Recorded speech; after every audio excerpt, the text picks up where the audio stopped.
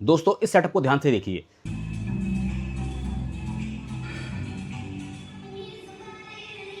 जब last week मैंने इसका वीडियो पोस्ट करा इंक्लाइन बेंच प्रेस करते वक्त, तो लोगों का काफ़ी क्वेश्चन आया कि सर ये जो आपने सेटअप लगा रखा है स्ट्रेच बैंड के साथ में, इससे क्या फ़ायदा है। तो मैं आपको बताना चाहूँगा यहाँ पे कि जो हमारी पुशिंग पावर होती है, मतलब वेट जो हमको यहाँ पर फील हो रहा है, और जो होल्डिंग पावर होती है, जो यहाँ पर हम वेट उठाते हैं, वो काफ़ी फ़र्क होता है दोनों में।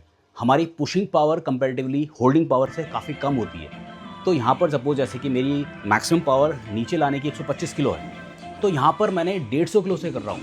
तो 150 किलो का वेट लगा रखा है मैंने, क्योंकि मेरी यहाँ पर लाने की फील करने की पावर अगर 125 किलो की है, तो मैं 150 किलो को होल्ड कर सकता हूँ आराम से यहाँ पे। स्ट्रेच बैंड क्या करता है, स्ट्रेच बैंड को जब मैंने वेट उठाया 150 किलो पर, तो स्ट्रेच बैंड की मदद से वो 150 किलो है अभी तक, लेकिन जैसे जैसे मैं वेट नीचे लेके आऊँगा, स्ट्रेच बैंड खिंचता है, पुश करता है रॉड को ऊपर अपनी तरफ, और वेट मेरा कम होता चले जाता है।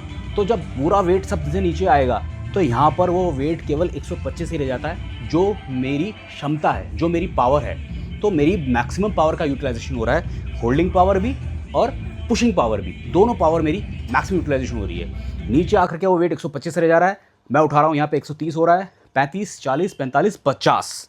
तो इससे मेरी मैक्सिमम पावर बन रही है। आप इसको केवल स्मिथ में ही ट्राई करना, आप इसको रेगुलर स्क्वाट्स में भी ट्राई कर सकते हो, स्मिथ स्क्वाट्स में, और आप उसको शोल्डर प्रेस में भी कर सकते हो और बेंच प्रेस में भी कर सकते हो, क्योंकि इसमें आपको बैलेंस की दिक्कत आपकी खत्म हो जाएगी। अगर आप फ्री करने की कोशिश करोगे तो स्ट्रेच बैंड आपको खींचेगा, आप बैलेंस को बनाने में दिक्कत होगी। दूसरा, इसको आप केवल महीने में 1 से 2 बार ही ट्राई करो, क्योंकि ये आपकी मसल्स को पूरी तरह से एग्जॉस्ट कर देगा।